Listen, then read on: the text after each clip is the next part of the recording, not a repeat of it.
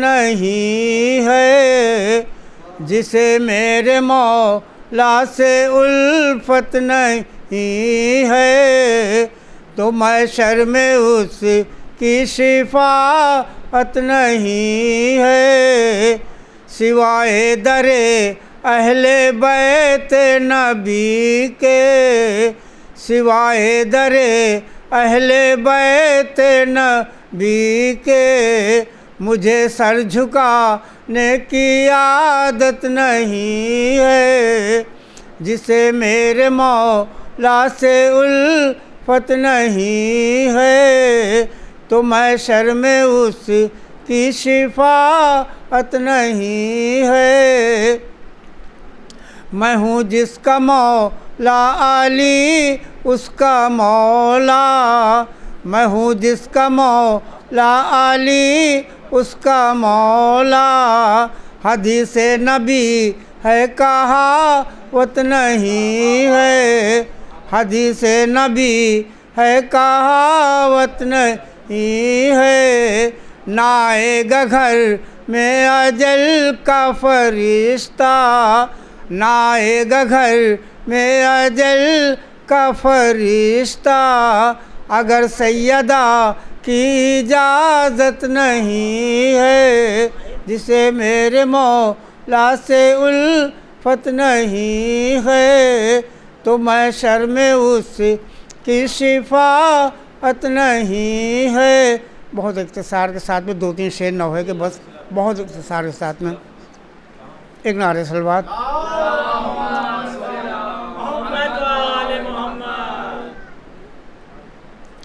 مجبور یوں زمانے میں کوئی بہن نہ ہو، مجبور یوں زمانے میں کوئی بہن نہ ہو، لاشا پڑا ہو بھائی کا لیکن کفن نہ ہو، مجبور یوں زمانے میں کوئی بہن نہ ہو، اسلام والو غیرت اسلام کیا ہوئی، سب دفن ہو حسین کا دفن و کفن نہ ہو، مجبور یوں زمانے میں کوئی بہن نہ ہو، دکھیا بہن نے بہن کی عیشے کی لاش پر، بھیا جہاں میں تم سا غریب الوطن نہ ہو، مجبور یوں زمانے میں کوئی بہن نہ ہو۔ اتنا رے صلوات۔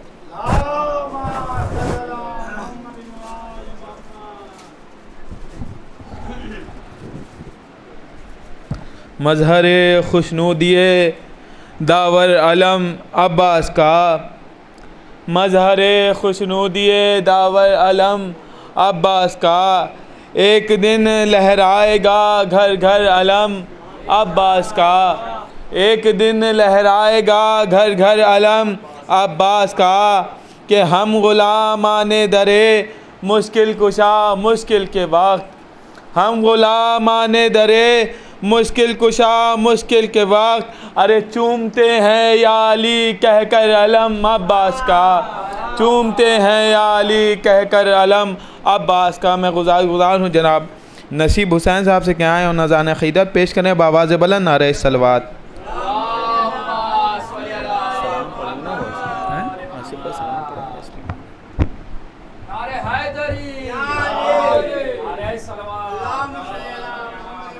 چار مصرے سے آغاز کرتا ہوں، سماعت فرمائیں گے حضرات، انکل سماعت فرمائیں۔ انہیں اس واسطے فرش عزا اچھا نہیں لگتا، انہیں اس واسطے فرش عزا اچھا نہیں لگتا انہیں اس واسطے فرش عزا اچھا نہیں لگتا جو بدصورت ہو ان کو آئینہ اچھا نہیں لگتا جو بدصورت ہو ان کو آئینہ اچھا نہیں لگتا نہیں کرتے کبھی جو حضرت شبیر کا ماتم نہیں کرتے کبھی جو حضرت شبیر کا ماتم ہمیں پانی بھی ان کے ہاتھ کا اچھا نہیں لگتا ہمیں پانی بھی ان کے ہاتھ کا اچھا نہیں لگتا. یہاں سے ایک مطلع چند شعر پیش کرتا ہوں، سماعت فرمائیں گے. مجلس حضرت شبیر میں آنے والا مجلس حضرت شبیر میں آنے والا مجلس حضرت شبیر میں آنے والا وہ دعا فاطمہ زہرا سے ہے پانے والا وہ دعا فاطمہ زہرا سے ہے پانے والا.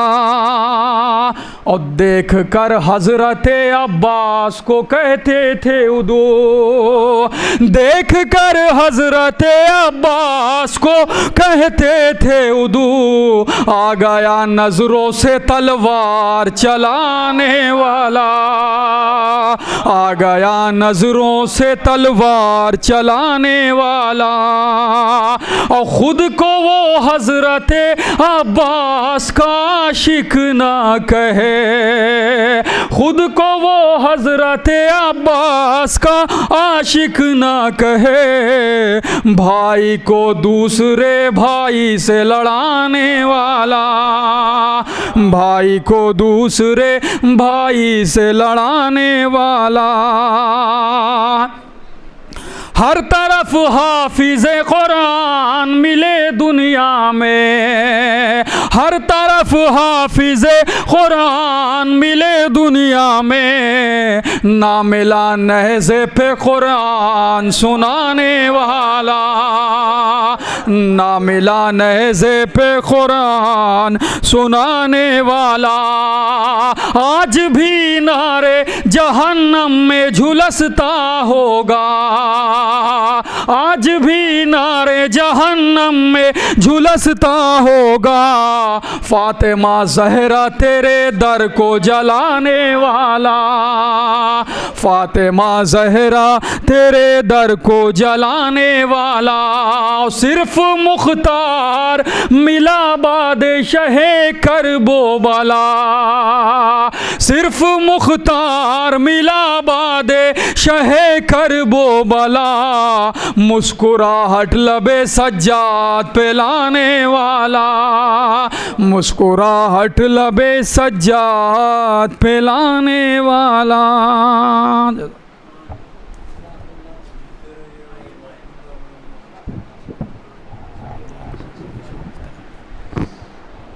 جب قدم ہم نے عزا خانے کے اندر رکھ دیا جب قدم ہم نے عزا خانے کے اندر رکھ دیا بآواز بلند نعرہ صلوات.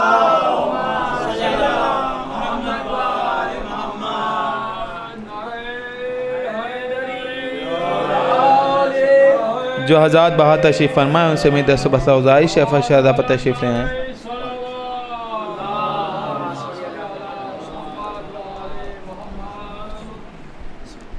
جب قدم ہم نے عزا خانے کے اندر رکھ دیا جب قدم ہم نے عزا خانے کے اندر رکھ دیا خود بخود دل نے غم دنیا کو باہر رکھ دیا خود بخود دل نے غم دنیا کو باہر رکھ دیا کہ اٹھ نہ پائی تھی ابھی نظریں یسوع کربلا اٹھ نہ پائی تھی ابھی نظرِ یسوع کربلا، اشک نے آ کر میری آنکھوں میں گوہر رکھ دیا، اشک نے آ کر میری آنکھوں میں گوہر رکھ دیا۔ میں گزار ہوں جناب میر ابوذر جرولی صاحب سے کہ آئیں اور نذرانِ عقیدہ پیش کریں بآواز بلند نعرہ صلوات۔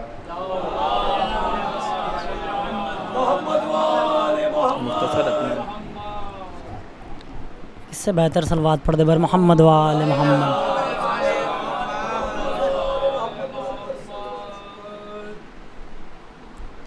ایک اور صلوات پڑھ دے بر محمد و آل محمد۔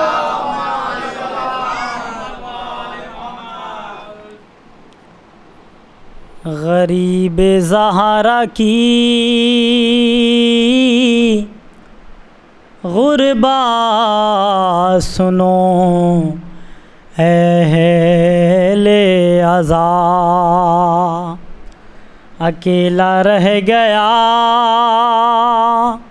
مقتل میں جب میرا مولا، سپاہ شام نے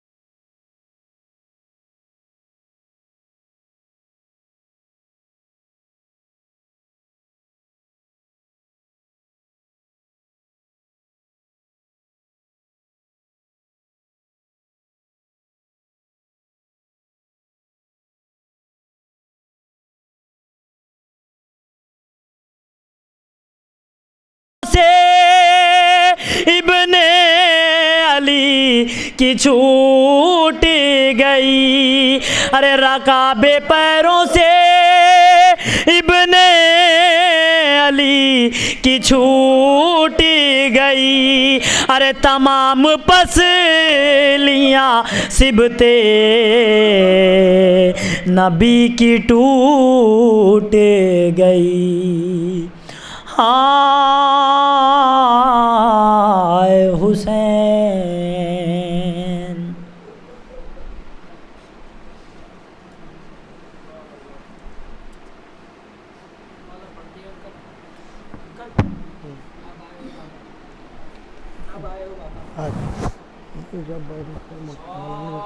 آج میں لکھا رہی ہوں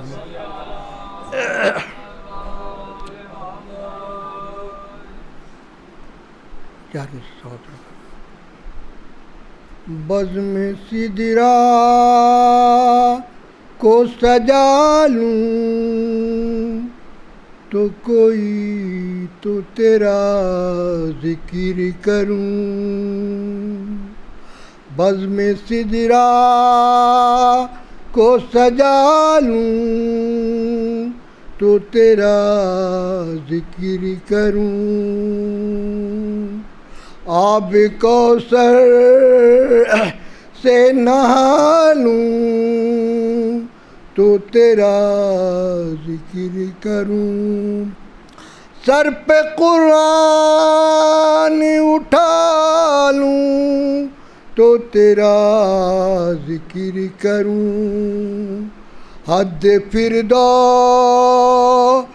میں آلوں تو تیرا ذکر کروں، تاج عصمت ہے تیرا نام گرامی،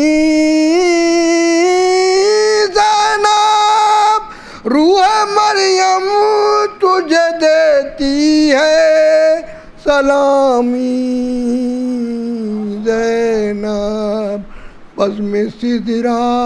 ایک سلوات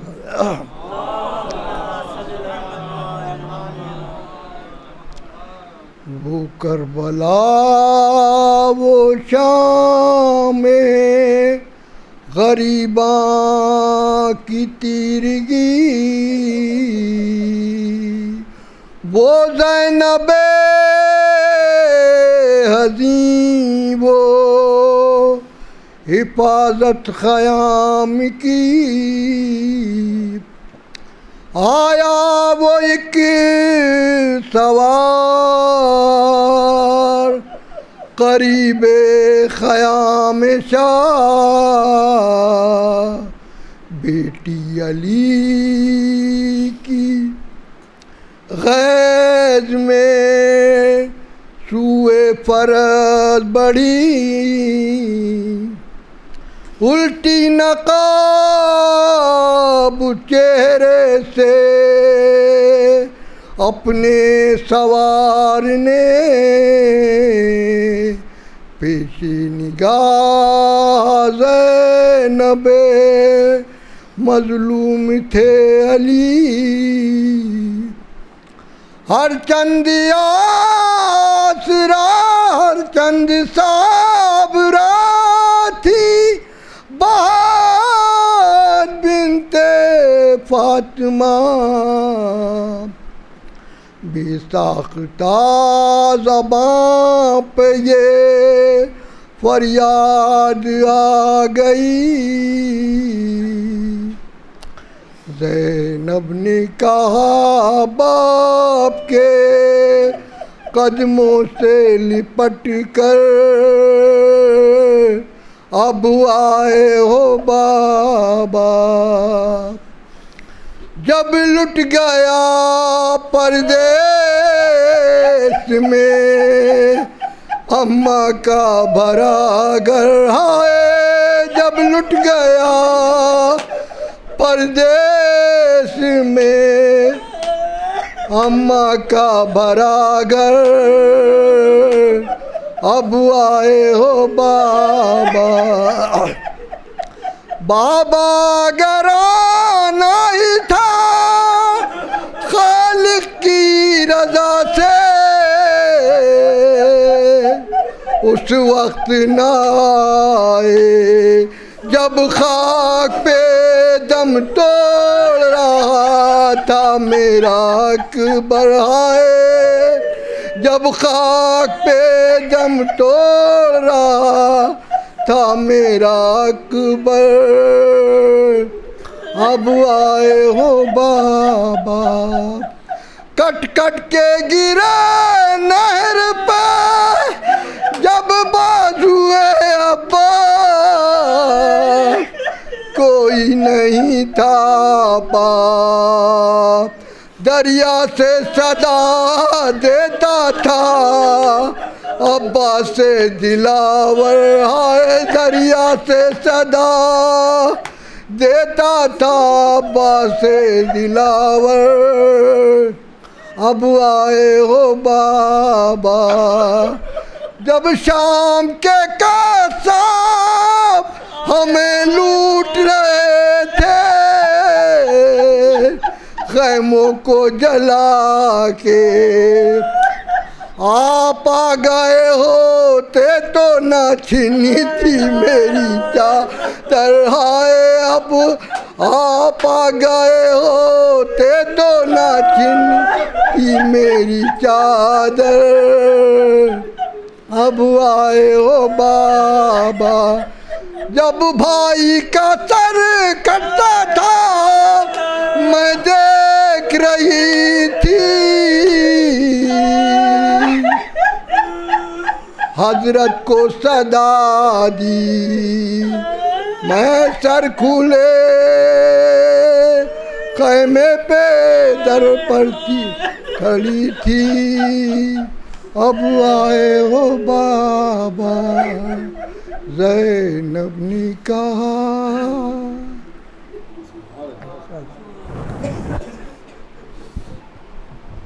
جو حضرات باہر تشریف فرما ہیں ان سے میری بسط ادب گزارش ہے فرشہ ادب تشریف لے آئیں آپ لوگ تھوڑا تھوڑا آگے تشریف لے آئیں میں بڑے ہی ادب و احترام کے ساتھ گزار ہوں حجت الاسلام عالی جناب مولانا علی متقی زیدی صاحب سے کہ آئیں اور مجلس کو خطاب فرمائیں بآواز بلند نعرہ صلوات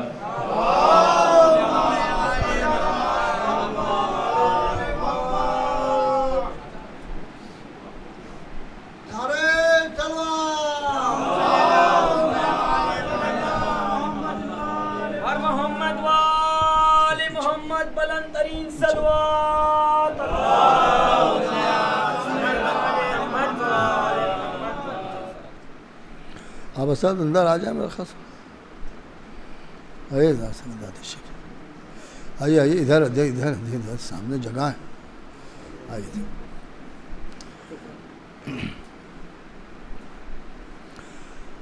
فاتحہ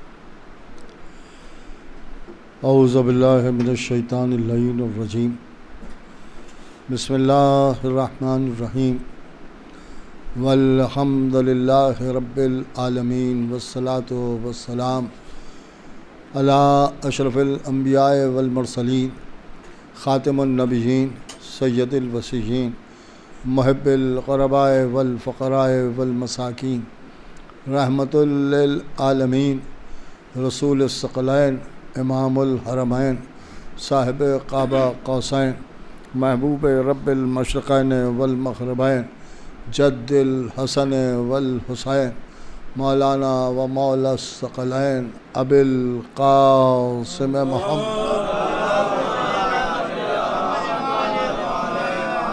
وآل بیتہ الطیبین الطاہرین المعصومین المظلومین المنتخبین المنتجبین الذین اذهب اللہ عنہم الرجس وطہرہم تطہیرا ولعنۃ اللہ علی اعدائہم وقتلتہم ومنکر فضائلہم ومصائبہم وطہارتہم وجلالتہم وشجاعتہم وعظمتہم وولایتہم وعطشہم اجمعین من لیلنا ھذا الی یوم الدین اما بعد فقد قال اللہ سبحانہ تبارک و تعالی فی کتابہ الکریم والفرقانہ الحکیم والقرآن الکریم وقولہ الحق بسم اللہ الرحمن الرحیم یا ایہا الذین آمنوا لا تتخذوا عدوی وعدوکم اولیاء صلوات پڑھیں۔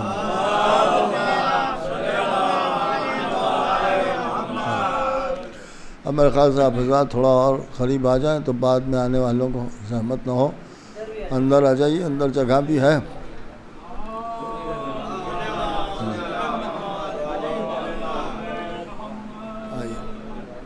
آئیے اندر آ جائیے، تھوڑا اندر آپ حضرات بھی تھوڑا اندر ہی آ جائیے، میرے خیال سے زیادہ بہتر ہوگا۔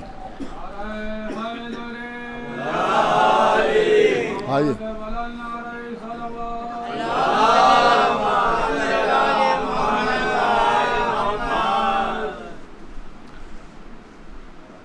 دیکھیے، فرش اعضاء پر آگے بیٹھنے کا ایک بہت بڑا فائدہ یہ ہے کہ جتنی دیر آدمی آگے جا کے بیٹھ کے مجلس سنتا ہے تو ایک تو سنتا ہے، اور دوسری بات یہ ہے کہ اس کا ذہن ادھر ادھر بہکتا نہیں۔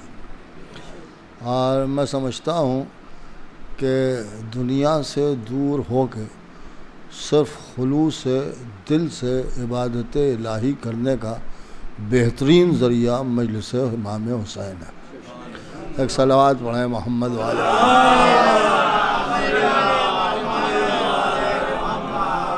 بہت ہی مختصر سی قرآن مجید کی آیہ کریمہ ہے کہ جس کی تلاوت کے شرف حاصل کیا۔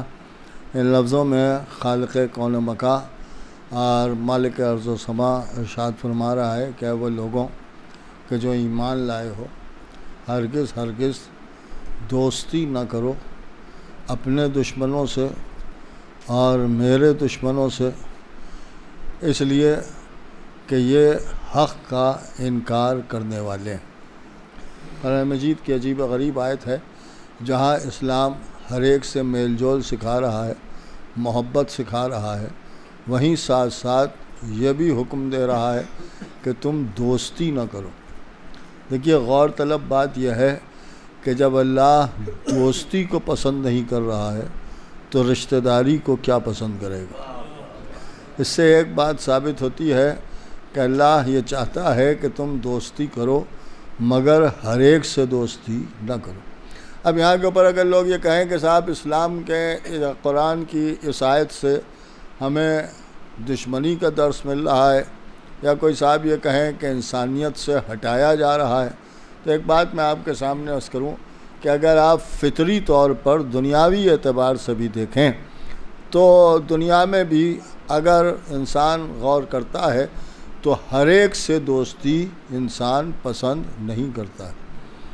بالکل سامنے کی بات عرض کر رہا ہوں کہ آپ کا ایک بیٹا ہے، آپ اس بیٹے سے بڑی محبت کرتے ہیں، بہت پیار کرتے ہیں، اور ظاہر سی بات ہے کہ بہت چاہتے ہیں، لیکن یہ کہ اگر وہ کسی غلط آدمی کے ساتھ کھڑا ہوا سڑک پر نظر آ جائے تو اسے آپ پسند نہیں کرتے۔ اور وہ لوگ کہ جو واقعی آپ کے دوست ہیں وہ اگر وہاں پر دیکھتے ہیں اور دیکھنے کے بعد پھر وہ آ کے آپ سے شکایت کرتے ہیں کہ آپ کے فرزند فلاں جگہ کے اوپر موجود تھے، آپ کے بیٹے ان کے ساتھ میں گھوم رہے تھے، وہاں پر ہم نے انہیں دیکھا ہے، لہٰذا اس پر کنٹرول کیجئے۔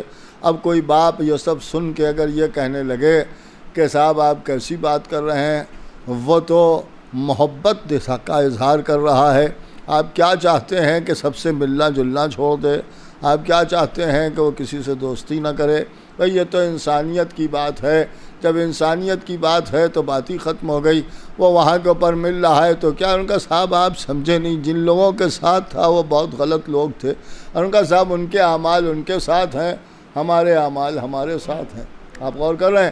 اگر یہ سب باتیں کرنے لگے تو ایک سمجھدار آدمی کہے گا کہ باپ کا دوست تو واقعی دوستی نبھا رہا ہے، لیکن باپ اپنے بیٹے سے دشمنی نبھا رہا ہے۔ ایک صلوات پڑھیں محمد والے۔ یہ تو سامنے کی بات ہے، اس لیے کہ ہر ایک سے دوستی، ہر ایک کے ساتھ ملنا، ہر ایک کے ساتھ اٹھنا بیٹھنا، یہ ہمارا سماج بھی اسے پسند نہیں کرتا۔ یعنی ہم بھی یہی چاہتے ہیں کہ ہر ایک سے آدمی نہ ملے، اس لیے کہ اگر ملے گا تو ہوگا کیا؟ ان کا صاحب دوست کا معاملہ یہ ہوتا ہے کہ سب سے زیادہ جو کردار پر اثر کرتا ہے وہ دوست کا کردار کرتا ہے۔ دیکھیے دوست کا کردار کرتا ہے، جیسا دوست آدمی بناتا ہے ویسا ہی بن جاتا ہے، ویسا ہی خود بھی بن جاتا ہے۔ اگر دوست اچھے بنائے ہیں تو پھر کھلی ہوئی بات ہے کہ اس کا کردار بھی سنورتا چلا جائے گا، اور اگر یہ کہ غلط صحبت میں پڑ گیا ہے تو پھر کھلی ہوئی بات ہے کہ یہ بھی بگڑتا چلا جائے گا۔ لیکن جو ٹوکے گا وہی محبت کرنے والا ہوگا، دیکھیے جو ٹوکے گا وہی محبت کرنے والا ہوگا۔ اس کا مطلب یہ ہے کہ ہمارے یہاں بھی یہ بات طے ہے، سوشل اگر آپ غور کریں اور اپنے حساب سے دیکھیں تو یہاں کے اوپر بھی ہر ایک سے ملنا ہر آدمی پسند نہیں کرتا، اور ہر باپ یہ چاہتا ہے کہ میرا بیٹا ملے، ضرور ملے، مگر اچھے لوگوں سے ملے۔ ہر ایک سے ملنا اسے بھی پسند نہیں ہے۔ یہ بھی دیکھا گیا ہے کہ باپ بگڑا ہوا ہے لیکن بیٹے کو بگڑنے نہیں دے رہا ہے، اور یہ چاہتا ہے کہ جس لائن پر ہم چلے ہیں اس لائن پر ہمارا بیٹا نہ چلے۔ اب یہ ایسا کیوں ہے؟ تو ان کا صاحب اس لیے کہ یہ باپ ہے، اور باپ بیٹے کے اوپر شفیق ہوتا ہے۔ تو جب باپ بیٹے پر شفیق ہوتا ہے تو شفقت کا تقاضا یہ ہے کہ چاہتا ہے کہ میرا بیٹا ہر ایک سے دوستی نہ کرے، بلکہ دوستی کرے تو اچھے لوگوں سے دوستی کرے۔ اللہ آواز دیتا ہے کہ میں تم پر تمہارے باپ سے زیادہ شفیق ہوں۔ تو جب تم پر تمہارے باپ سے زیادہ شفیق ہوں تو پھر شفقت کا تقاضا یہی ہے کہ وہ اپنے بندوں کو ہر ایک سے دوستی کرنے پر منع کرے۔ لہذا اس نے بھی آواز دی کہ ہر ایک سے دوستی نہ کرو، اپنے دشمنوں سے اور میرے دشمنوں سے ہرگز دوستی نہ کرو۔ اس کا مطلب یہ ہے کہ جہاں محبت کا درس دیا جا رہا ہے وہیں کنارہ کشی اختیار کرنے کا بھی درس دیا جا رہا ہے، لوگوں سے ہر ایک سے ملنے جلنے سے بھی منع کیا جا رہا ہے۔ کیوں نہ کرو؟ اس لیے کہ میرے دشمن ہیں، یا اس لیے کہ صرف تمہارے دشمن ہیں؟ ایسا نہیں ہے، بلکہ دشمن تمہارے اور ہمارے ایسے ہیں کہ جو حق کا انکار کرنے والے ہیں۔ نہیں غور کیا آپ نے؟ اس کا مطلب یہ ہے کہ اس آیت میں جن لوگوں سے دوستی کرنے کو منع کیا گیا ہے ان کی ایک کوالٹی تو یہ ہے کہ وہ اللہ کے دشمن ہیں، اور دوسری بات یہ ہے کہ وہ تمہارے بھی دشمن ہیں۔ لیکن اصل وجہ یہ نہیں ہے کہ وہ تمہارے اور ہمارے دشمن ہیں، بلکہ اس لیے دوستی نہ کرو کیونکہ یہ حق کا انکار کرنے والے ہیں۔ اب بات سمجھ میں آئی کہ اللہ ہر ایک سے دوستی کی بات نہیں کرتا، بلکہ معاملہ یہ ہے کہ ہر ایک سے ملو جلو، مگر ان سے نہ ملو کہ جو حق کا انکار کرنے والے ہیں۔ دیکھیے جو حق کا انکار کرنے والے ہیں، اس سے ایک بات ہماری سمجھ میں آ گئی کہ دوستی کے لیے معیار ہے حق کا اقرار۔ ایک صلوات پڑھیں محمد والے۔ یعنی حق کا اقرار کرنا یہ معیار ہے دوستی کا۔ یعنی حق کا اگر اقرار کر رہا ہے تو اس سے دشمنی نہ کرنا، اور اگر کوئی حق کا انکار کر رہا ہے تو اس سے دوستی نہ کرنا۔ اب اللہ کہہ رہا ہے جو حق کا انکار کرے اس سے دوستی تمہاری صحیح نہیں ہے۔ قرآن روک رہا ہے، یہ ہم آپ نہیں روک رہے ہیں، کوئی مولوی صاحب نہیں روک رہے ہیں، کوئی مرجع نہیں روک رہا ہے، بلکہ اللہ روک رہا ہے۔ اللہ کہہ رہا ہے کہ ہرگز دوستی نہ کرنا اپنے دشمنوں سے اور میرے دشمنوں سے، کیونکہ وہ حق کا انکار کرنے والے ہیں۔ اس کا مطلب یہ ہے کہ ازرو قرآن حق کا انکار اتنا بڑا جرم ہے کہ اللہ دوستی بھی اس سے پسند نہیں کرتا۔ تو اب سوال یہ پیدا ہوا کہ حق کا انکار کرنے والے کو پہچانے۔ نہیں غور کر رہے آپ؟ لیکن جب ہم دیکھتے ہیں تو ہر آدمی کہتا ہے کہ ہم تو حق کے ساتھ ہیں۔ نہیں غور کیا آپ؟ ہر آدمی کی زبان کے اوپر یہی ہے کہ ہم حق کے ساتھ ہیں، ہم تو حق کا ساتھ دیتے ہیں، اور صاحب ہم تو حق کی بولتے ہیں، ایسے کہتے ہیں جیسے دوسرے سب باطل کی بولتے ہیں۔ ایک صلوات وہ ہے محمد والے ملا جائے خدا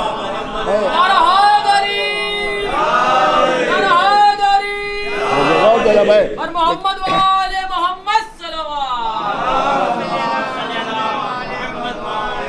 یعنی آپ آدمی کا مزاج دیکھیے، ہر جگہ کے اوپر یہی کہتا ہوا نظر آئے گا کہ صاحب ہم تو سچ بولتے ہیں، ہم تو حق کی بات کرتے ہیں، اور ہمارا تو معاملہ یہ ہے کہ ہم تو حق کے علاوہ کچھ بولتے ہی نہیں ہیں، جیسے باقی سب جو ہے وہ باطل کے ساتھ ہیں، بس یہی بیچارے ہیں جو حق کے ساتھ ہیں اور یہی سچ بولتے ہیں، باقی سب جھوٹ بولتے ہیں۔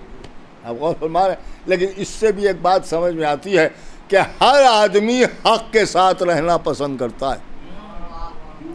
دیکھیے یہ باتیں ہی اس بات کی دلیل ہے کہ ہر انسان، یعنی جو انسان ہے وہ حق کے ساتھ رہنا پسند کرے گا، حق کا انکار کرنا پسند نہیں کرے گا۔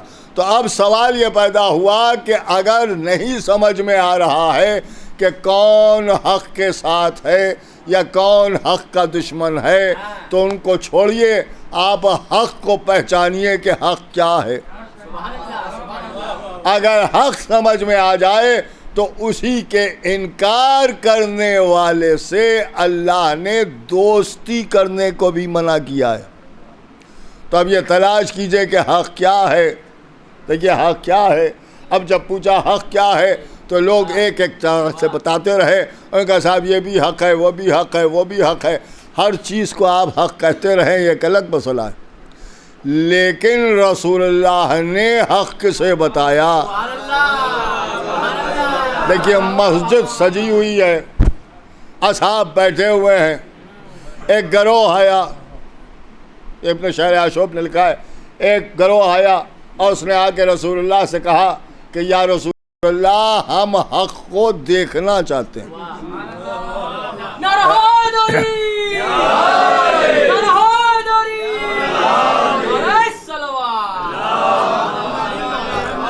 ہم دیکھیے بڑے غور سے سنیے گا جو میں کہہ رہا ہوں کہ حق کو دیکھنا چاہتے ہیں، حق کو سمجھنا نہیں چاہتے، نہیں غور کیا آپ، حق کو محسوس نہیں کرنا چاہتے، ہم حق کو دیکھنا چاہتے ہیں۔ اور جیسے ہی انہوں نے کہا کہ ہم حق کو دیکھنا چاہتے ہیں، ویسے ہی ایک صاحب فوراً کھڑے ہو گئے، کیا بک رہے ہو، حق بھی کہیں دکھائی دیتا ہے۔ رسول اللہ نے ڈانٹ کے بٹھا دیا، بیٹھ جاؤ۔ وہ کہا یا رسول اللہ یہ کیسی باتیں کر رہا ہے؟ تو رسول نے مسکرا کے فرمایا کہ اس نے سوال مجھ سے کیا ہے، تم سے نہیں کیا ہے۔ ایک صلوات وہ ہے محمد والے سوال مجھ سے کیا ہے، جب مجھ سے کیا ہے تو میں بتاؤں گا، تمہیں کہنے کی کیا ضرورت ہے، تمہیں بیچ میں بولنے کی کیا ضرورت ہے؟ جب تم سے کچھ پوچھا جائے تب جواب دینا۔ یہ خاموشی سے بیٹھ گئے، اب جب بیٹھ گئے تو انہوں نے کہا یہ کہہ رہے ہیں کہ ہم دیکھنا چاہتے ہیں، کہ ہاں ان کو بھی دکھائیں گے، تم بھی دیکھو، تم بھی دیکھو۔ اب جو لوگوں نے کہا آگے بڑھ کے کہ یا رسول اللہ بتائیے کہ حق کہاں ہے، ہم حق کو دیکھنا چاہتے ہیں، تو رسول اللہ نے ایک گوشے کی طرف اشارہ فرمایا اور فرمایا وہ ہے حق۔ اور جیسے ہی کہا وہ ہے حق، لوگوں نے پلٹ کے اس گوشے کی طرف دیکھا، اب جو دیکھا تو دیکھا مولا کائنات غالب کل غالب وہاں پر تشریف فرمائے۔ اور جب حضرت علی کو دیکھا تو اصحاب نے تڑپ کے کہا کہ یا رسول اللہ یہ تو علی ہیں۔ رسول اللہ نے فرمایا یہی حق ہے۔ پھر اصحاب نے کہا علی، رسول نے کہا حق، اصحاب نے کہا علی، رسول نے کہا حق۔ نہیں غور کیا آپ نے؟ اس کا مطلب یہ ہے کہ لکھا ہے کئی بار یہ تکرار ہوئی، رسول کہتے تھے حق، اصحاب کہتے تھے علی، اصحاب کہتے تھے علی، رسول کہتے تھے حق۔ اس کا مطلب یہ ہے کہ رسول کی سیرت میں کوئی نعرہ ملے یا نہ ملے لیکن علی حق کا نعرہ تو ملتا ہے۔ ایک صلوات بھیج دیں محمد والے، ایک اور صلوات بھیج دیں محمد والے۔ اور جب ان لوگوں نے دیکھا مولا کائنات کو تو انہوں نے آگے بڑھ کے رسول اللہ کے قدموں کو چوما اور اس کے بعد یہ کہنے لگے کہ یا رسول اللہ ہاتھ بڑھائیے، ہم آپ کے ہاتھ پر بیعت کریں۔ اور ہمیں کلمہ پڑھوائیے. دیکھیے ہمیں کلمہ پڑھوائیے. اس کا مطلب یہ ہے کہ جب علی کو حق جان لیا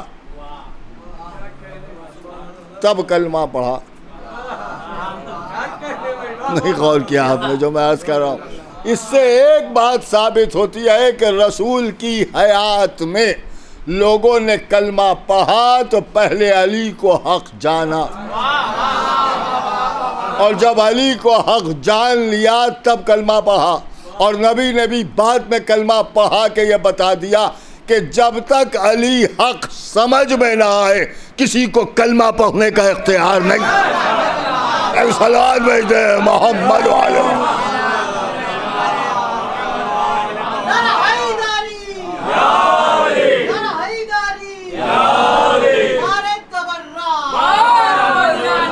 اب آپ غور فرمائیں, اس کا مطلب یہ ہے کہ علی حق ہے. یہ کس نے کہا؟ کہ رسول اللہ نے ارشاد فرمایا کہ علی حق. دیکھیے علی حق. اب قرآن کی آیت پڑھیے, ان سے دوستی نہ کرو کیونکہ یہ حق کا انکار کرنے والے. اس سے ایک بات تو ہماری سمجھ میں آ گئی کہ حق کے انکار کرنے والے سے دوستی ازرو قرآن صحیح نہیں ہے. ازرو قرآن صحیح نہیں ہے. اور رسول نے فرمایا کہ حق علی کو کہتے ہیں.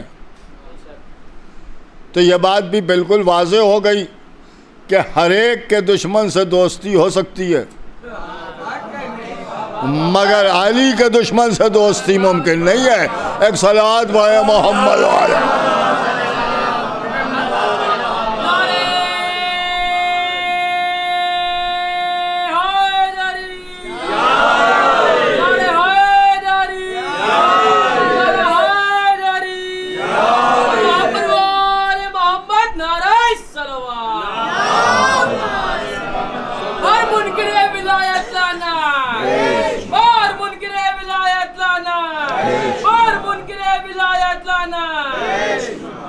اب ظاہر سی بات ہے کہ اس کا مطلب یہ ہوا کہ علی کا انکار کرنے والے سے اللہ دوستی پسند نہیں کر رہا ہے. تو جب دوستی پسند نہیں کر رہا ہے تو رشتہ داری کیا پسند کرے؟ یہ جو برابر میسج آ رہے ہیں کہ صاحب آپ ان سے شادیاں کیجئے, وہ آپ کے ہاں شادیاں کریں, رشتہ داریاں کیجئے. آپ غور کر رہے ہیں کہ رشتہ داریاں کیجئے. اللہ تو دوستی کو منع کر رہا ہے, آپ رشتہ داری کی بات کر رہے ہیں. ایک صلوات بھائی محمد والے. ایک اور صلوات بھیجتے ہیں محمد والے. دیکھیے اپنی نسلوں کو پاک رکھیے. ایسی طرف نہ جائیے, ایسی طرف نہ جائیے کہ جہاں نسلوں میں خرابی پیدا ہو جائے. غور سے سنیے گا. اور شادی کے لیے ہمارے مولا کائنات غالب کل غالب حضرت علی بن ابی طالب,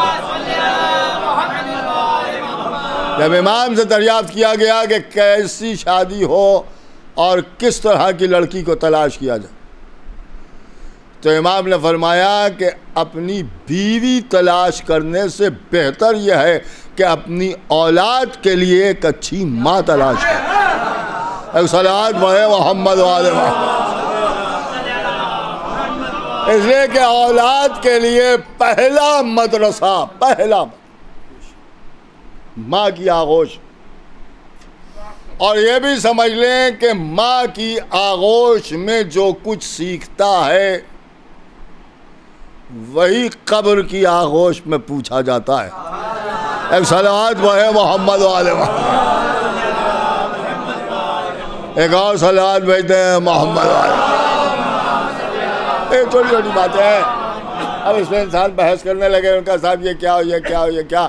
اب جب یہ باتیں ہم نے کی تو انہوں نے کہا ہاں آپ صحیح کہہ رہے ہیں, مگر یہ کہ ولایت علی اور علی کو امام جاننا, اشہد ان علی ولی اللہ کہنا, علی ولی اللہ کہنا, یہ مستحب ہے. زبردستی بحث پھنسائے ہوئے ہیں. اور کہا صاحب مستحب ہے. آپ سے پوچھا کس نے کہ مستحب ہے یا واجب ہے؟ آپ غور کر رہے ہیں. جب کوئی پوچھ ہی نہیں رہا ہے تو آپ کیوں بیان کر رہے ہیں؟ اور کہہ رہے صاحب ہم بیان کر رہے ہیں کہ صاحب یہ مستحب ہے. بڑے غور سے سنیے گا جب میں اس کا. کچھ چیزیں واجب ہوتی ہیں، کچھ حرام ہوتی ہیں، اور کچھ مستحب ہوتی ہیں. دیکھیے مستحب ہے. اس کے بعد اور آگے بڑھیے، اصطلاحیں آگے بڑھتی جا رہی ہیں. ان کا صاحب یہ مکروہ ہے کراہیت کے ساتھ، اور بھی بہت سی چیزیں. مجھے زیادہ آپ سے بحث نہیں کرنا، مجھے بس ایک بات آپ کے سامنے عرض کرنا ہے. واجب کسے کہتے ہیں بھئی؟ واجب کسے کہتے ہیں؟ تو ان کا صاحب واجب اسے کہتے ہیں کہ جسے ادا کرنے میں ثواب ہے اور نہ کریں تو سزا ہے. دیکھیے سزا ہے. واجب اگر ادا نہیں کیا ہے تو سوال کیا جائے گا کہ کیوں نہیں ادا کیا. واجب کے لیے پوچھا جائے گا کہ کیوں نہیں ادا کیا. مثلا نماز ہے تو نماز واجب ہے. آپ غور کر رہے ہیں، نماز واجب ہے. اس کا ہنگامہ بھی خوب لوگ مچائے ہوئے ہیں. خالی چیخنے پیٹنے سے نماز نہیں ہوتی، خالی یہ کہنے سے کہ نماز واجب ہے، نماز واجب ہے، نماز واجب ہے پوچھی جائے. نہیں، نماز پڑھیے اور صرف اللہ کے لیے پڑھیے، کسی کو دکھانے کے لیے نہ پڑھیے. آپ غور کر رہے ہیں جو میں عرض کر رہا ہوں؟ یہی باتیں عزاداروں کے لیے کی جاتی ہیں کہ مجلس کیجئے مگر دکھاوا نہ کیجئے. تو نماز بھی پڑھیے مگر دکھاوا نہ کیجئے. آپ غور کر رہے ہیں جو میں عرض کر رہا ہوں؟ اس لیے کہ کسی بھی مرجع کی توضیح اٹھا کے آپ دیکھیے، بالکل کھلی ہوئی بات عرض کر رہا ہوں. اگر آپ نماز پڑھ رہے ہیں اور نماز پڑھنے میں یہ خیال صرف آ جائے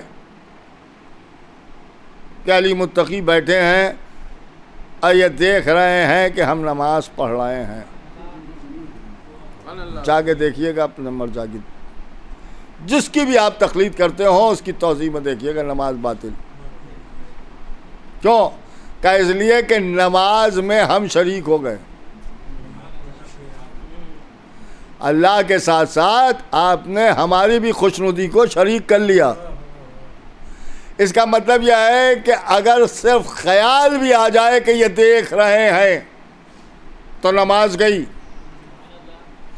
آج جو لوگ عزاداری کو روک روک کے نماز پڑھتے ہیں ان کا کہنا یہی ہے کہ ہم دنیا کو دکھاتے ہیں کہ ہم بھی نماز پڑھتے ہیں. معاف کیجیے گا، اگر آپ دکھانے کے لیے پڑھتے ہیں تو نماز باطل ہے. آپ وہاں بھی پڑھیے، گھر پر آ کے پھر سے پڑھیے تاکہ ادا ہو جائے. ایک صلوات پڑھے محمد وآل محمد. اور کر رہے ہیں دیکھیے وہ چیزیں ہیں جو کوئی بتائے گا نہیں آپ کو. بڑے غور سے سنیے گا جو میں عرض کر رہا ہوں، اور پورے چیلنج سے آپ کے سامنے عرض کر رہا ہوں، دیکھیے گا توضیح اٹھا کے. بہرحال کہنے کا مقصد کہ صاحب واجب وہ ہے کہ جس کے ترک کرنے پر سوال کیا جائے. سوال کیا جائے. نماز نہیں پڑھی کیوں نہیں پڑھی؟ روزہ نہیں رکھا کیوں نہیں رکھا؟ حج اگر واجب تھا اور نہیں کیا ہے تو حج کے لیے بھی سوال ہوگا کیوں نہیں کیا؟ آپ غور کر رہے ہیں؟ ہر چیز پر اگر واجب ہے چھوڑ دیا ہے تو سوال کیا جائے. لیکن سوال کیا جائے. اب حرام وہ ہے کہ اگر کر لیا ہے تو سوال کیا جائے. حرام اگر انجام دے دیا ہے تو گناہ ہے، اور اگر گناہ ہے تو سوال ہوگا یہ عمل کیوں کیا. جواب دہ ہوں گے آپ. دیکھیے جواب دہ ہوں گے. پوری توجہ سنیے. کسی کا حق کھا جانا، کسی کا پیسہ دبا لینا، کسی کی ملکیت کے اوپر زبردستی قابض ہو جانا، یہ سب حرام ہے. اگر یہ عمل کیا ہے تو اس کے لیے پوچھا جائے گا کہ تم نے کیوں کیا. لیکن مستحب کا معاملہ یہ ہے کہ اگر کیا تو ثواب، اور اگر نہیں کیا تو سوال نہیں ہوگا. اس لیے کہ وہ مستحب ہے.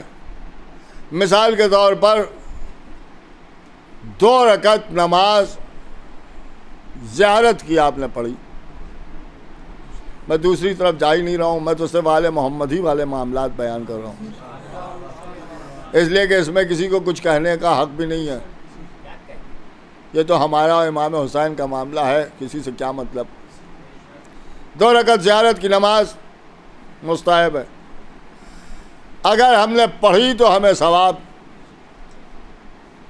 اور اگر نہیں پڑھی تو کوئی سوال نہیں ہوگا. 2 رکعت داخلہ مسجد مستحب, مسجد میں داخل ہوئے پڑھ لی ثواب, نہیں پڑھی تو اللہ یہ نہیں پوچھے گا یہ 2 رکعت کیوں نہیں پڑھی. لیکن صبح کی 2 رکعت واجب ہے, وہ نہیں پڑھی تو پوچھا جائے, دیکھیں وہ پوچھا جائے. تو مستحب اسے کہتے ہیں جس کے کرنے میں ثواب ہے اور نہ کرنے میں کوئی سوال نہیں ہوگا. دیکھیے کوئی سوال نہیں ہوگا. واجب اسے کہتے ہیں جس کے نہ کرنے پر سوال ہوگا. دیکھیے سوال ہوگا, اس کا مطلب یہ ہے کہ جہاں یہ بات طے ہو کہ یہ معاملہ پوچھا جائے گا وہ ہے واجب, اور جہاں یہ طے ہو کہ اگر نہیں کیا ہے تو پوچھا نہیں جائے گا وہ ہے مستحب. اب یہ کہ اقرار ولایت علی واجب ہے یا مستحب, پہلی بات تو یہی ہے کہ اقرار ولایت علی یوں ہی آپ دنیا میں بتائیے کہ پوچھا جائے گا یا نہیں پوچھا جائے گا. اور کہا صاحب پوچھا جائے گا, مگر یہ کہ ہے مستحب, نہیں غور کر رہا ہے. اور کہا پوچھا جائے گا تو دلیل کیا ہے کہ پوچھا جائے گا. جب مر گئے ہم تو شانہ ہلا ہلا کے ہم سے کہا جا رہا ہے توحید کے لیے سوال ہو تو یہ بتانا, قرآن کے لیے پوچھا جائے تو یہ بتانا, وحدانیت کی بات آئے تو یہ جواب دینا, رسالت کے لیے پوچھا جائے تو یہ بتانا, اور پھر ساتھ ساتھ کہہ رہا ہے کہ صاحب امامت کے لیے اگر پوچھا جائے تو یہ بتانا. سوال یہ ہے کہ جب یہ مسئلہ مستحب ہے تو پوچھا ہی کیوں جائے گا, اور اگر پوچھا نہیں جائے گا تو مرنے کے بعد آپ ہمیں کیا سمجھا رہے ہیں. جب تک زندہ رہے تب تک تو آپ مستحب مستحب چیختے رہے, اب جب مر گئے تب آپ واجب بتا رہے ہیں. ایک صلوات بھائی محمد والے, ایک اور صلوات بھیجتے ہیں محمد والے. تو تلقین میں یہ مسئلہ ہے یا نہیں ہے؟ تو انہوں نے کہا صاحب ہے, اس کا مطلب یہ ہے کہ یہ پوچھا جائے. دیکھیے پوچھا جائے. اب قرآن میں خداوند عالم ارشاد فرما رہا ہے کہ گروہ ہوگا جو جنت کی طرف جا رہا ہوگا, ندائے قدرت آئے گی کہ انہیں روکو, ان سے پوچھا جائے, سوال کیا جائے. یہاں پر کچھ کھانے پینے والے مولویوں نے یہ بیان کیا کہ صاحب کھانے کے لیے پوچھا جائے, پینے کے لیے پوچھا جائے, کھانے پینے کے لیے, اوڑھنے بچھانے کے لیے, ان سب چیزوں کے لیے پوچھا جائے. کبھی آپ غور کریں کیا خداوند عالم کے یہ بات شایان شان ہے کہ وہ آپ سے پوچھے کہ اتنے دن دنیا میں رہے کتنا کھانا کھایا. ایک چھوٹا سا سوال ہے, کیا خداوند عالم کی شایان شان ہے؟ وہ رزاق ہے, رزق وہی عطا کرتا ہے, رزق وہی دینے والا ہے. غلط تو نہیں کہہ رہا ہوں, اس کے علاوہ تو کوئی نہیں ہے رزق دینے والا. انہوں نے کہا صاحب وہی ہے, تو جب وہی ہے تو خود ہی کھلا کے پوچھے گا کتنا کھایا. یہ غور کیا آپ, جب یہ سوال ہمارے اور آپ کے چھٹے سرکار حضرت امام جعفر صادق علیہ السلام اس آیت کی تشریح کی گئی, اب پوچھا کہ مولا یہ بتائیے کہ اس میں کیا مسئلہ ہے. اور لوگ یہ کہتے ہیں کھانے پینے کے لیے سوال ہوگا. اب دیکھیے امام کا جواب ہے, آپ کو اختیار ہے چائے جیسے سنیں. جب امام سے پوچھا گیا تو امام نے ارشاد فرمایا کہ انہوں نے اللہ کو اپنا جیسا سمجھ لیا ہے. لوگوں نے کہا مطلب؟ تو امام نے کہا کہ تم دعوتوں میں جاتے ہو. کہاں دعوت میں جاتے ہیں؟ کہ کھانا کھاتے ہو لوگ بلاتے ہیں کھانا کھلاتے ہیں کہاں کھلاتے ہیں؟ کہ جب چلنے لگتے ہو تو کیا صاحب خانہ دروازے پر کھڑے ہو کے ایک ایک سے پوچھتا ہے کتنا کھایا، کیا روٹی کھائی آپ نے، کتنے چاول کھائے آپ نے، پلاؤ آپ نے کتنا کھایا؟ ان کا نہیں صاحب ایسا نہیں ہے، کیوں نہیں پوچھتے؟ کہ یہ تو بھائی عیب ہے، ہم کیوں پوچھیں گے، ہم ہی نے تو بلایا ہے کھلانے کے لیے، جب ہم نے بلایا ہے تو ظاہر سی بات ہے کہ ہم اس سے نہیں پوچھیں گے، اس لیے کہ ہم نے کھلایا ہے، یہ توہین ہے، یہ ہماری شان کے خلاف ہے۔ تو امام نے ارشاد فرمایا کہ جو بات تمہاری شایان شان نہیں ہے اس کے اللہ کے لیے قائل ہوئے جا رہے ہو۔ تم تو کھلا کے کسی سے پوچھتے نہیں ہو، اللہ کیوں پوچھے گا؟ بھئی وہ تو رزاق ہے۔ میں کہا ہاں مولا ہے تو، لیکن وہ پھر سوال کس بات کا کیا جائے گا؟ امام نے سینے پر ہاتھ مار کے فرمایا کہ وہ ہماری ولایت کے معاملے میں سوال کیا جائے گا۔ ایک صلوات پڑھیں محمد والے، ایک اور صلوات بھیجتے ہیں محمد والے۔ اب آپ نے غور فرمایا کب کا روز محشر۔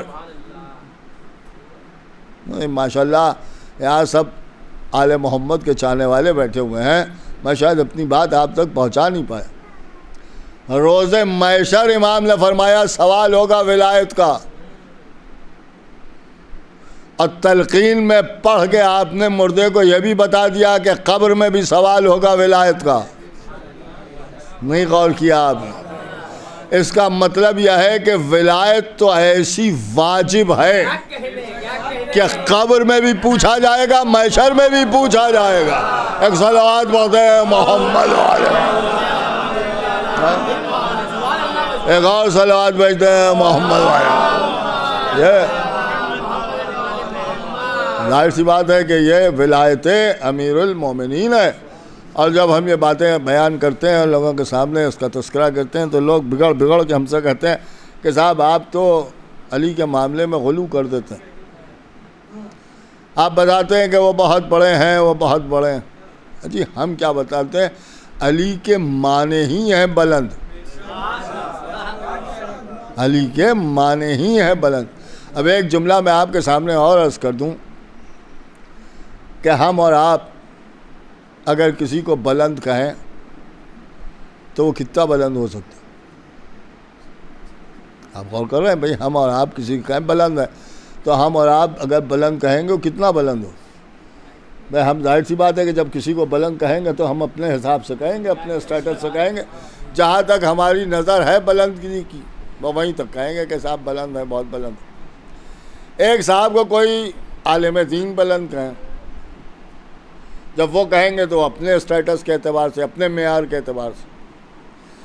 ایک کو کوئی صحابی بلند کہے تو وہ اپنے معیار کے اعتبار سے، اور ایک کو کوئی نبی بلند کہے تو وہ نبوت کے معیار کے اعتبار سے، اور ایک کو ختمی مرتبت بلند کہیں تو جو خود صاحب معراج ہو وہ کسی کو بلند کہے تو وہ کتنا بلند ہوگا؟ لیکن علی کو ہم نے علی نہیں کہا، علی کو نبی نے علی نہیں کہا، بلکہ خدائے بلند نے بلند کہا۔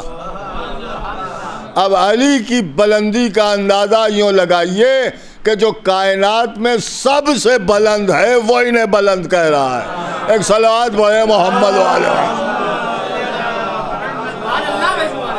اب یہ کہ علی کا نام بڑا، انہوں نے کہا صاحب بہت بڑا ہے لیکن اس سے بڑے بھی نام ہیں، اس سے بڑے بھی نام ہیں۔ ایک بات میں آپ کے سامنے عرض کروں کہ اگر نام علی سے بڑا کوئی نام ہوتا تو پھر اللہ اپنا وہی نام رکھتا، علی نہ رکھتا۔ لیکن یہ نام اللہ کو اتنا پسند آیا کہ اس نے اپنی ذات کو بھی علی کہا اور انہیں بھی علی کہا۔ اب مجھے یہ نہیں معلوم کہ پہلے اپنے آپ کو علی کہا پھر انہیں علی کہا، یا ان کا نام رکھ کے اس نام کو اتنا پسند کیا کہ پھر اپنے آپ کو بھی علی کہا۔ ایک صلوات پڑھیں محمد والے۔ ایک اور بابا سے بلند صلوات بھیجے محمد. ایک دو بات ہے. اب یہ کہ صاحب غلو کا الزام، تو یہ تو عداوت ہے آل محمد کی. ہر چیز میں غلو. ذرا سے فضائل بیان کیے، ان کا صاحب غلو ہو گیا، بڑھا دیا. یہ تو نصیری ہو گئے، یہ تو غالی ہو گئے، یہ تو اخباری ہو گئے. یہ سارے جملے تم کیا جانو کہ آل محمد کیا ہے. ایک بات میں آپ کے سامنے عرض کروں، سارے مسلمانوں کو غالی نہ ثابت کر دوں اور اپنے لوگوں کو بچا بھی نہ لوں تو میرا نام بھی علی متقی نہیں. ایک نام اللہ کا 99 ناموں میں محمود ہے. دیکھیے محمود اس کا نام ہے، اللہ کا نام ہے. 99 نام آپ کو برابر مل جائیں گے، کہیں بھی دیکھ لیجیے، اس میں ایک نام اس کا محمود ہے. اور ختمی مرتبت کا نام محمد ہے.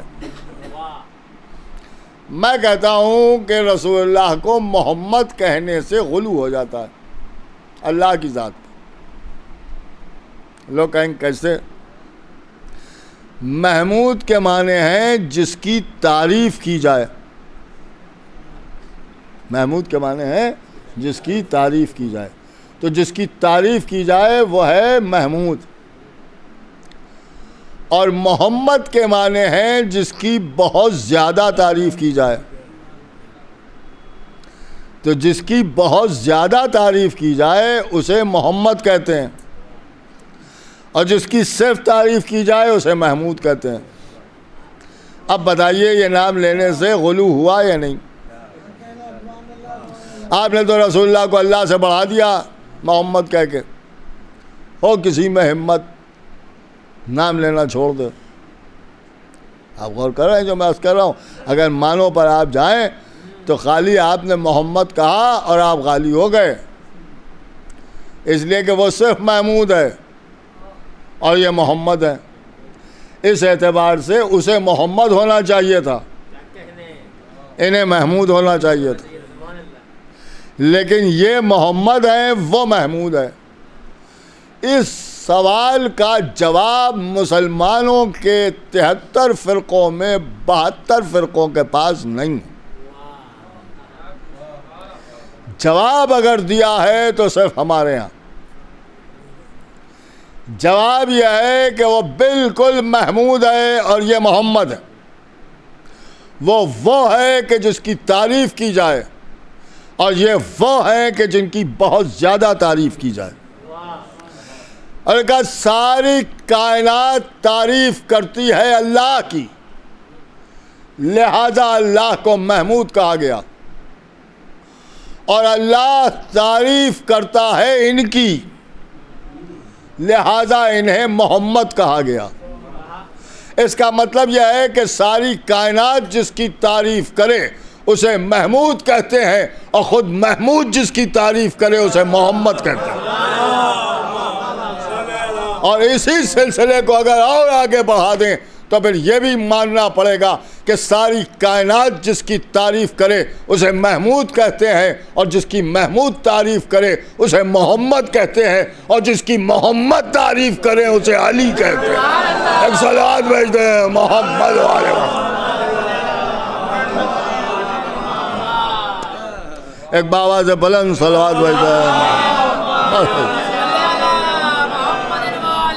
لہذا انسان در اہل بیت پر آئے اور ان کی عظمت کو سمجھے کہ آل محمد کی عظمت کیا ہے. افسوس اسی پر ہے کہ لوگوں نے سب کو پہچاننا، مگر اگر نہ پہچانا تو آل محمد کو نہ پہچانا. رسول اللہ نے جن کی محبت کو اجر رسالت بنایا تھا، ان سے ایسی عداوت کی کہ جو بیان سے باہر ہے.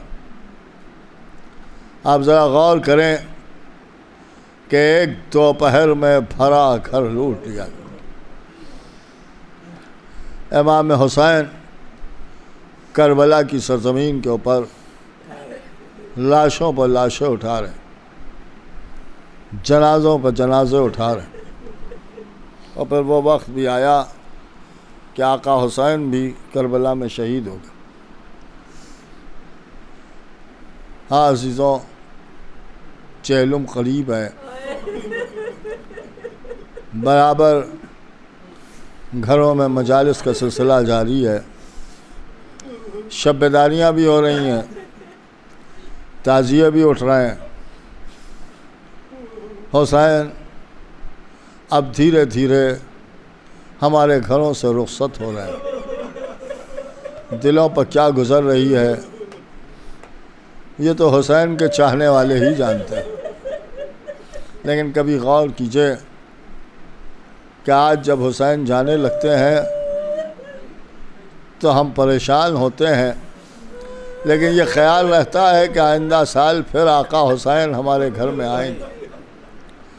لیکن جب کربلا میں حسین چلے ہوں گے تو زینب کے دل پر کیا گزری، اس لیے کہ سیدانیوں کو معلوم ہے کہ اب حسین پلٹ کے نہیں آئیں۔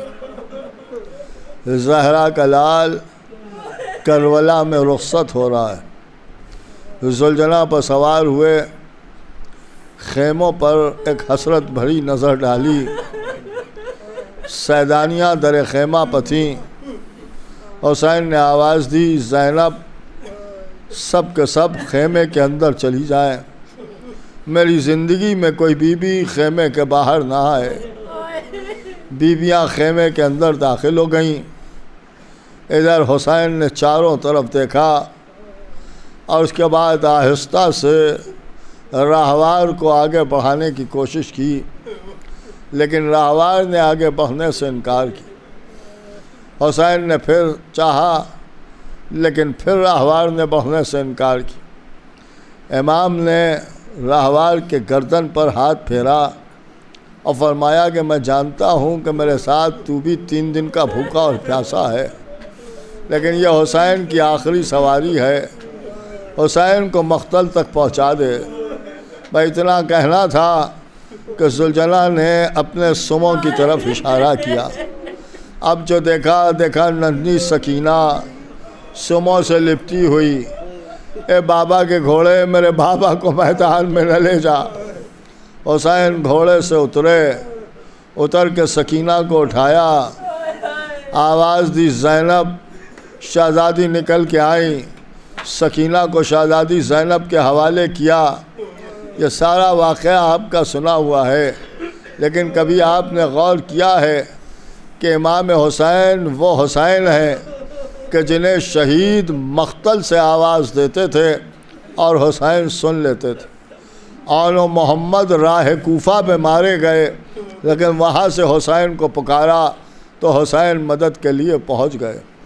اب میدان سے قاسم نے آواز دی، حسین نے سن لی۔ علی اکبر نے میدان سے سلام کیا، حسین نے سن لیا۔ فرات کے کنارے سے آقا ابو الفضل عباس نے سلام کیا، حسین نے سن لیا۔ سکینہ میں اور حسین میں کوئی بہت زیادہ فاصلہ نہیں تھا، اتنا فاصلہ نہیں تھا جتنا حسین اور عباس میں تھا، اتنا فاصلہ نہیں تھا جتنا حسین اور علی اکبر میں تھا۔ یہاں تو بات بس اتنی تھی کہ حسین گھوڑے پر سوار ہیں اور سکینہ سموں سے لپٹی ہوئی ہیں۔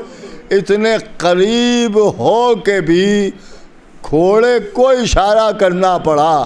اس کا مطلب یہ ہے کہ سکینہ کے بین کی آواز حسین کے کانوں تک نہ پہنچی۔ میں سوچنے لگا کہ ایسا کیوں ہوا۔ ایک وجہ تو سب نے بیان کی کہ جب حسین جا رہے تھے تو بیویوں میں شور گریہ اتنا زیادہ تھا کہ یہ آواز حسین تک نہ پہنچی۔ ہو سکتا ہے کہ ایسا ہو، ہم انکار نہیں کرتے، لیکن ہاں ایک مشاہدے کی بات آپ کے سامنے عرض کروں، اس دعوے کے ساتھ کہ جب یاد کیجیے گا تب روئیے گا۔ صحیح احساس اگر ہو جائے تو آپ اپنے آنسوؤں کو روک نہ پائیے گا۔ کبھی آپ نے غور کیا ہے کسی گھر میں ایک سانحہ ہو جائے، کوئی اس دنیا سے رخصت ہو جائے تو گھر میں ایک میت پڑی ہوتی ہے اور تمام بیبیاں چاروں طرف سے گھیر کے بیٹھتی ہیں اور گریہ کرتی ہیں، روتی ہیں، یہاں تک کہ وہ وقت آتا ہے کہ پھر مرد گھر میں آتے ہیں، جنازہ اٹھا کے لے جاتے ہیں، میت کو لے جا کے دفن کر دیتے ہیں، اور پھر جب وہاں سے پلٹ کے آتے ہیں تو پھر گھر میں ایک عجیب و غریب عالم ہوتا ہے، اس لیے کہ میت جا چکی ہے، ایک عزیز اس دنیا سے رخصت ہو چکا ہے۔ لیکن ہاں یہ مشاہدے کی بات ہے کہ گھر کی بیویوں کو اس عالم میں دیکھا گیا ہے کہ پھر شام کو آوازیں گرفتہ ہوتی ہیں، حلق سے آواز نہیں نکلتی۔ یہ آواز کیوں نہیں نکل رہی ہے کہ دن بھر ایک لاشے پر روئیں۔ بس شاید میں نے بات اپنی مکمل کر دی۔ ایک لاشے پر رونے کا یہ انجام ہوتا ہے کہ پھر شام کو حلق سے آواز نہیں نکلتی۔ ارے سکینہ صبح سے 71 لاشوں پر رو چکی ہے، آواز گرفتہ ہے، کسی عالم میں کہہ رہی ہے میرے بابا کے گھوڑے، میرے بابا کو میدان میں نہ لے جا۔ حسین ذوالجناح سے اترے، سکینہ کو اٹھایا اور سکینہ کو جناب زینب کے حوالے کیا۔ لیجئے حسین چلے گئے، امام حسین گھوڑے سے زمین پر بھی آ گئے، سر تن سے جدا ہو گیا۔ ادھر ذوالجناح دوڑتا ہوا خیمے کے قریب آ گیا، آنے کے بعد اپنے سموں کو زمین پر پٹکنا شروع کیا۔ عزیزوں یہ بھی مشاہدے کی بات ہے کہ بچے اپنے باپ کی سواری کو خوب پہچانتے ہیں۔